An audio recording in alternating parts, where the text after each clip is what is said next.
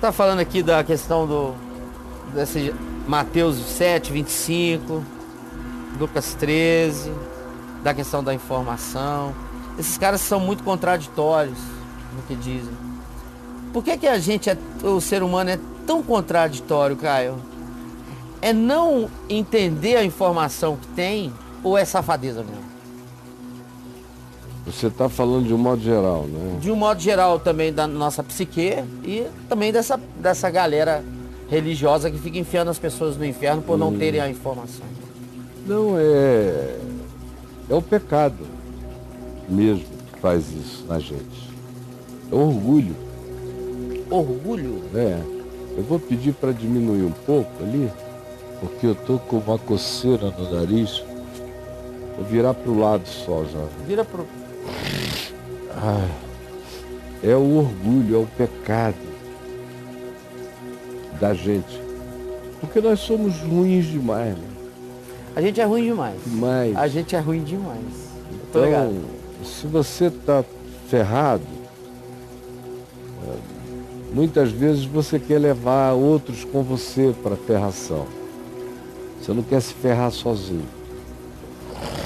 Se você acha que está moralmente exaltado na sociedade, na situação de admiração, você quer que o maior número possível de pessoas reconheçam a sua superioridade, tanto quanto quem não admite que você escolheu o caminho certo e que o seu caminho é melhor e superior, quem não admite, quem não aceita, cai num estado de danação imediata. E aí você sempre peca por um dos dois lados.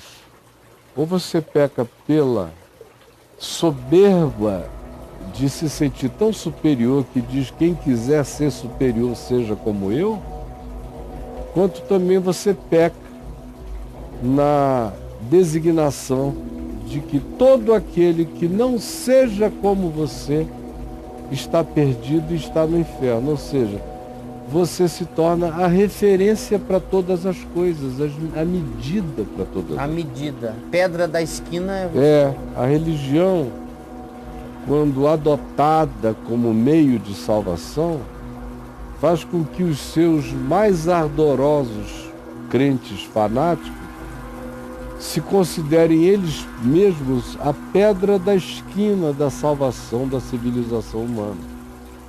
Por isso é que a igreja se declarou durante séculos e centenas de vezes como sendo a consciência moral de Deus na história. Eu cresci indo a conferências e congressos aonde um dos pontos de exaltação da missão da igreja era essa, e isso era tido como um dogma. Deus nos fez a referência moral dele na história. Nos fez a igreja. Então como é que você, a partir da ideia de que você é a referência moral de Deus na história, tem qualquer relação de humildade com a história, com a humanidade ou com o seu próximo? Você vai aprender o que de quem? Se você já chega assim. Então você chega impondo que o seu modo de vida, o seu way of life, seja o caminho, a verdade e a vida, e também você já chega em contrapartida declarando que o que não seja como você designa você para o inferno.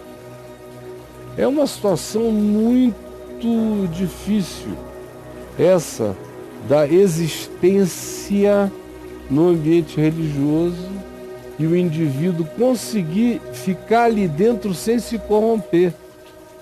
É muito difícil não se corromper profundamente no ambiente religioso. Tem um livro que para mim continua a ser um clássico, ele é pesado, ele é ácido, mas ele é muito bom, chamado O Povo da Mentira, The People of the Lie, do autor da Trilha Menos Percorrida, já é falecido, Scott Peck. E ele escreveu esse livro, A Trilha Menos Percorrida, The Road Less Traveled. E escreveu esse The People of the Lie, alguns outros livros. Ele não foi muito prolífero em escrever. Sim. Mas ele escreveu 1 ou 2 livros que marcaram época. E esse, O Povo Tira, foi depois que ele escreveu a Estrada Menos Percorrida, que foi um best-seller, The Road Less Traveled. E ele, enquanto escrevia esse livro, ele se converteu. Ele era um psicólogo agnóstico. Enquanto escrevia o primeiro livro, A Trilha Menos Percorrida, Sim, cara. ele acabou indo para a igreja. E ficou alegre, se alegrou, achou que tinha realmente encontrado o povo da trilha menos percorrida, do caminho estreito. Ele foi com toda a pureza de coração. E 8 anos depois, esse cara não queria mais nem ouvir falar em igreja nem em religião. E escreveu esse livro que se tornou um clássico, O Povo da Mentira. Vale a O Povo pena... da Mentira, então, é depois da trilha. Ah, sim, depois. A trilha ele começou agnóstico. Terminou a trilha crente e foi para a igreja. E ficou 8 anos na igreja. Aí escreveu um livro de Se mentira. não me engano, lá na Carolina do Norte. Eu estava até pensando em trazer o cara ao Brasil para fazer umas conferências. Eu conhecia gente que era amiga dele. Então, de repente, eu ouvi dizer que ele tinha saído da igreja, que não queria mais nem ouvir falar no assunto. E aí veio esse livro dele, O Povo da Mentira. E quando eu li na Califórnia, em 88, 89, eu concordei com ele em gênero, número e grau, porque era a minha experiência, com uma diferença. Eu tinha levado uma patada do Leão de Judá, do Evangelho, pá! Ele fez uma viagem diferente, ele veio do agnosticismo para uma experiência de igreja e que foi mal sucedido e saiu traumatizado. Eu não tinha jeito. Com igreja ou sem igreja, o que menos importou na minha vida foi a igreja. A única coisa que importou foi aquela patadona de Deus no meio da minha cara, rasgando meu peito. E aí, com crente, sem crente, contra crente, com igreja, sem igreja, eu era de Jesus e não tinha volta. Mas com quem não teve essa experiência tão visceral assim, a igreja, o ambiente comunitário, tem a sua importância para validar a fé do indivíduo. Aí ele chega lá e encontra o que normalmente se encontra, e ele saiu com esse livro, depois de ter escrito sobre o povo da trilha menos percorrida, ele saiu com O Povo da Mentira. Ei, onde tudo era de Araque. a foto dele aí, ó. É? Cadê? Bota aí, Thiago. Bota rápido. Cara. Tá aí, é o Scott Peck. Faleceu de câncer. Acho que agora já há uns 20 e poucos anos. É isso aí, vamos Pode lá. considerar que esse cara enxergou a contradição humana, cara? Claro. Nesse caminho. Não só aí, mas ele enxergou em muitos outros. Ele foi um psicólogo com muita percepção. E uma percepção simples. Ele não foi um grande acadêmico. Ele foi um cara que olhou com uma sabedoria simples para a vida e enxergou o que a maioria dos acadêmicos não enxerga. Tem muita gente que acha que está sentindo alguma coisa contra Deus quando começa a discordar das doutrinas que aprendeu. É. Aí fica achando que foi Deus que criou aquela doutrina e deu. Não, não existe nenhuma doutrina sistematizada em lugar nenhum que Deus tenha dado. A doutrina de Jesus é a prática da vida. Em Cristo não existe uma doutrina para os doutos. A doutrina dos doutos, Paulo diz que se tornou loucura. A doutrina de Cristo é poder de Deus, é vivência do amor, alegria, paz, bondade, longanimidade, mansidão, domínio próprio. Essa é a doutrina de Deus, é amar. A doutrina do homem é o que você aprendeu por aí, que te ensina que se não batizar assim ou assado, não agrada tanto a Deus, e o que você deve fazer, que tipos de comportamento, o que comer, o que beber, o que dizer, o que esperar sobre Jesus, como Jesus vai voltar, o que é a salvação e os seus aplicativozinhos. Isso é doutrina de homem.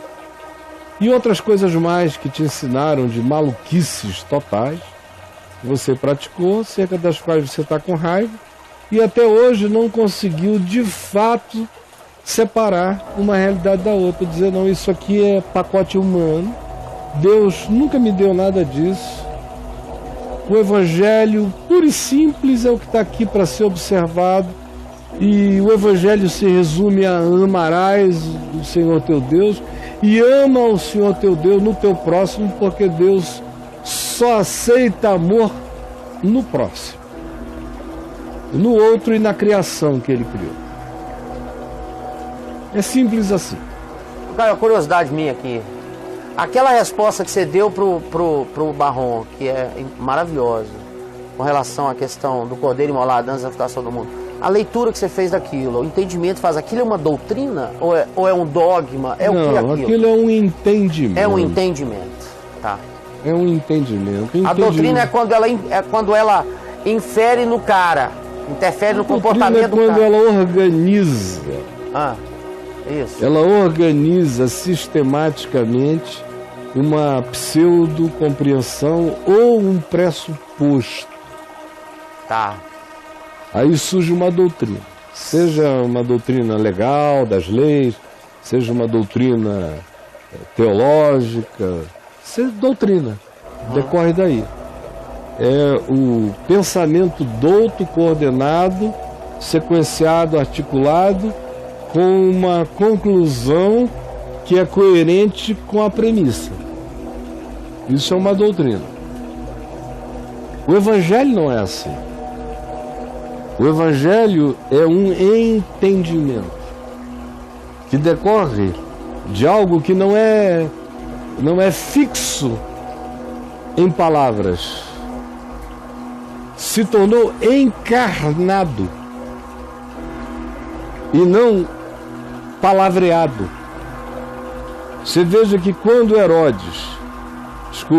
Pilatos pergunta a Jesus no julgamento o que é a verdade, a resposta de Jesus a Pilatos foi esta: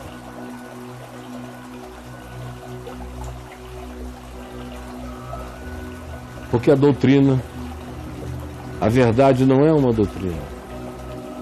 A verdade é um entendimento. Na realidade, a verdade é inexplicável. A verdade só pode ser experimentável. O Evangelho, quando João fala, Jesus diz em João, quem quiser conhecer a doutrina do meu Pai, aí a pessoa fica logo pensando que é uma doutrina, como a doutrina de Platão, de Sócrates, como a doutrina de Aristóteles, ou dos pensadores, ou dos legisladores, não. A doutrina de Jesus era a antítese das doutrinas, porque qual era a pergunta que precedeu a essa fala de Jesus? Foi, como é que pode esse saber letras sem nunca ter estudado? Ou seja, ele não tem doutrinação nenhuma, como é que procede essa sabedoria? Porque não era uma doutrina, eles queriam saber que doutrina é essa. Porque ela era contrária a todo modus operandi doutrinário. Aí Jesus disse, quem quiser saber se a doutrina que eu estou ensinando é verdadeira ou não, tem que ter a coragem de praticar. Porque essa palavra que eu estou ensinando só se demonstra verdadeira por aquele que se entrega em fé e a pratica. Por isso é que o Evangelho não é uma doutrina, é uma entrega que produz um entendimento. E esse entendimento não fixa as coisas, Você vai compreendendo coisa a coisa. Por isso é uma chave hermenêutica e não uma doutrina. É para você abrir compreensões e não para você fechar entendimentos. O Evangelho vai abrindo compreensões, mas não vai fechando entendimentos. O último ato soberano do Cristo vivo, antes de ser assunto aos céus, foi abrir a porta da morte de dentro para fora. O Evangelho abre a porta de dentro para fora. É a morte que quer fechar a porta. O Evangelho quer abrir tumbas, entendimentos e compreensões. Vamos lá. Caraca. Pilatos fala com Jesus, ele fica calado e não fala nada. A doutrina responderia. Ah, claro. O que é a doutrina? Pergunta isso aí para um filósofo. Aí o cara um pensador, faz uma palestra sobre doutrina. Sobre verdade. Perdão. Sobre qualquer coisa, vamos falar. Jesus cala-se. Jesus falou muito pouco, porque ele sabia que as coisas não cabem em palavras, elas cabem na vida, em gestos. Isso aí, Caio. O resto é proliferação literária, só isso. Ou logorreia filosófica. Sim.